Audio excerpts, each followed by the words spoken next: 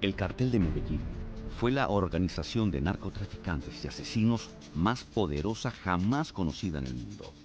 La integraban a la cabeza Pablo Emilio Escobar Gaviria, Gonzalo Rodríguez Gacha, alias el Mexicano, los hermanos Ochoa, conocidos por su estrecha vinculación en las actividades equinas, y Carlos Leder, de quien se dice purga una extensa condena en los Estados Unidos. De la mano siniestra del cartel, se organizaron y fortalecieron los grupos paramilitares en Colombia. Uno de los más reconocidos fue el tenebroso MAS, Muertes Secuestradores, conformado como respuesta al secuestro de familiares de los capos de la mafia por parte de la guerrilla. En 1981, el en ese entonces movimiento subversivo M-19 secuestró a Marta Nieves Ochoa, hermana del reconocido Clan de Caballistas. La unión de los capos dejó centenares de muertos del grupo guerrillero y militantes de la izquierda.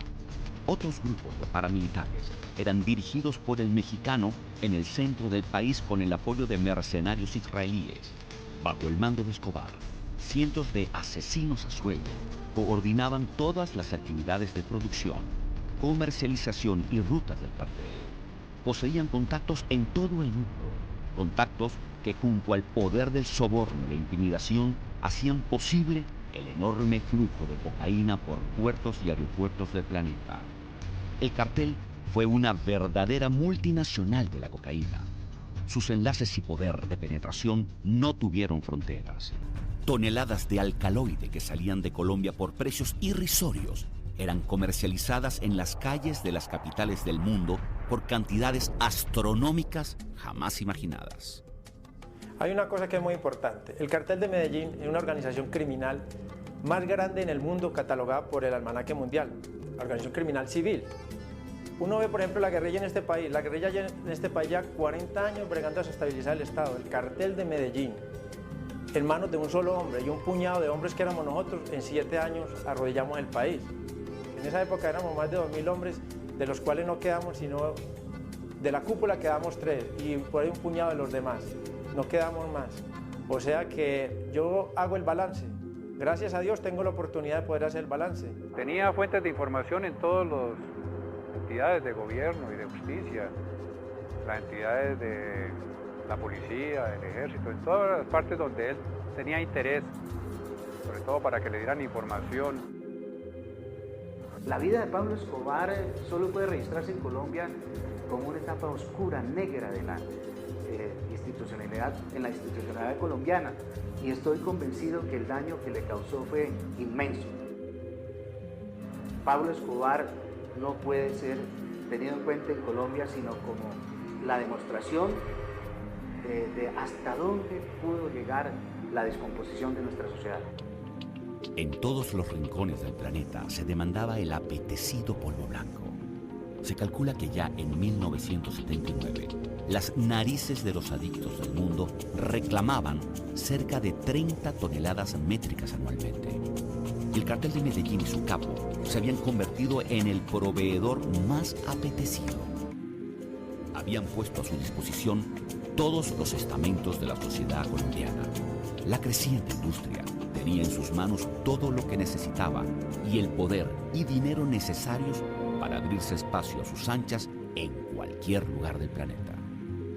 El que manejó el contacto con Raúl Castro fue un muchacho del Cartel de Medellín, criado en el barrio La Paz, casi hermano de Pablo desde jóvenes, porque de pequeño Pablo vivió en Río Negro, Antioquia. Jorge Avendaño, llamado el Cocodrilo. Él volaba directamente de Colombia, iba a Nicaragua, a Cuba.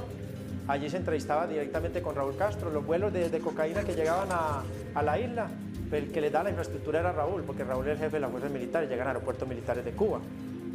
Allí venían lanchas rápidas desde Cayo Hueso, pero en una época estuve acompañando a un miembro del Cartel de Medellín a Cayo Hueso y ahí llegaban las lanchas rápidas de Cuba. Y ahí el tráfico se dio normalmente, se dio durante mucho tiempo. Cuando ya cae un cargamento en Miami, estas personas colaboran y dicen que se le entregó en Cayo Hueso, los de Cayo Hueso están concatenando la DEA y llegan hasta Cuba. Cuando esto llega y revienta en Cuba, los cubanos ejecutan a los mandos medios. Ejecutan como 3 o 4 personas, no recuerdo bien en este momento, lo ejecutan y dicen Cuba está luchando contra el narcotráfico. Pero la droga que le entró a los Estados Unidos de Norteamérica por las costas cubanas fue mucha. El negocio era próspero y había dinero para todos los involucrados. Pablo y algunos de sus socios en el cartel se dejaban contagiar por la bonanza del negocio y empezaban a mostrar sus excentricidades. Grandes haciendas con zoológicos propios, mansiones extravagantes, decorados excesivos y vehículos de lujo. En Colombia eran los tiempos de los llamados mágicos. Se denominaba a aquellos personajes de dudosa procedencia y de dudosos modales que de la nada, como por arte de magia, todo lo solucionaban con dinero o con sangre. Pero a medida que el negocio irrumpía con mayor fuerza, se volvía más visible para las autoridades. Ahora, el negocio de la cocaína empezaba a convertirse en el centro de las acciones de muchos gobiernos. El capo por fin comenzó a sentirse sin opciones y acorralado, pero su poder de proyección lo llevó a pensar que la mejor manera de huir de la ley era precisamente convirtiéndose en ella.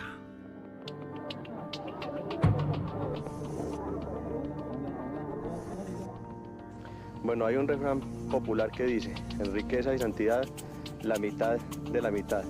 En cuanto al origen, le quiero decir que nosotros desarrollamos actividades en la industria, en la ganadería y en la construcción. Yo quiero, por intermedio de este programa, hacer un llamado a todos los partidos políticos de Colombia, al Partido Comunista, al Partido Liberal, al Partido Conservador, para que cesen la guerra de palabras y de discursos bonitos, para que se concreten en obras reales. Pablo era un hombre que quería entrar en la política para cubrir sus actividades criminales. Él sabía que como representante a la Cámara pues tenía inmunidad parlamentaria, pero fuera de eso él quería ayudar al pueblo. Le gustaba el poder, le gustaba el poder lícito con el dinero del narcotráfico, pero mostrando lícitamente que era un hombre transparente, sin serlo. Él quería ayudar a las clases menos favorecidas de la sociedad porque él fue un hombre pobre. Él es hijo de una maestra de un celador de barrio. Él cuando tuvo su dinero en narcotráfico empezó a construir, y lo utilizó para ayudar a la gente y para hacer proselitismo político. Somos un país por cuyas ciudades no pasan aplastantes y destructores los tanques violentos de guerra. Tenemos un país que no se destruye por la violencia y por la anarquía. Tenemos un país que vale la pena, pero debemos hacer civismo. Él entra al medio de la clase política. Él pensó que la clase política es como uno los ve a estas personas que son de cachaco, de finos modales, buenos días, buenas tardes, son personas buenas. Cuando Pablo entra a la política se da cuenta que esa mafia es más pesada que la mafia del bajo mundo. Y Pablo es masacrado dentro del Congreso de la República, masacrado políticamente. Se le viene encima Rodrigo Lara Bonilla, se le viene encima Luis Carlos Galán, se le viene encima la clase política tradicional que ven que un capo del narcotráfico va a tocar las fibras finas de la política. Porque un político para matarlo a uno no necesita conseguir 10 sicarios, sino que le hacen una orden de captura y con eso lo matan a uno. En 1982, Pablo Escobar llegó con sus llamados dineros calientes al Congreso de la República de Colombia. Yo no lo llamaría dineros calientes, yo lo llamaría dineros amnistiados. Y yo digo que si el señor presidente de la República, doctor Belisario Betancur Cuartas, les echó su bendición con la amnistía tributaria, pues el país no debe entrar en esos debates, sino debe escandalizarse por la presencia de esos dineros en algunas actividades, no solamente políticas, sino culturales, cívicas, deportivas, económicas y en la industria misma. Su arribo sería el inicio del periodo más violento y sangriento en la historia reciente del país. El capo había alcanzado el recinto de la democracia colombiana. Un bandido, ocultándose de la ley por más de 10 años, ahora era legislador. Pablo Escobar se había hecho ley. se amparó políticamente en el movimiento del más firme candidato a la presidencia de la República, Luis Carlos Galán, quien en intensos debates al interior del Congreso lo expulsó de su movimiento. Rodrigo Lara, ministro de Justicia de la misma vertiente política, también puso en entredicho la procedencia de sus dineros. La prensa, en cabeza del diario El Espectador y de su director Guillermo Cano, se encargó de sacarle a la luz pública su pasado delincuencial. En un lapso de 5 años, entre 1985 y 1989, los tres, Lara Bonilla, Luis Carlos Galán y Guillermo Cano, caerían brutalmente asesinados por las balas de los sicarios de Escobar. La sede del diario Liberal, uno de los más tradicionales e influyentes del país, fue destruida por las bombas del capo. Pero no tomar esas banderas, no esos medios de comunicación como el periódico El Espectador, que representa la vocería de la oligarquía colombiana, que toma como bandera y como filosofía el ataque deshonesto y cínico contra las personas. Y lo más lamentable, esa empresa periodística que distorsiona la noticia, que le inyecta ese veneno morboso y dañino y que ataca a las personas.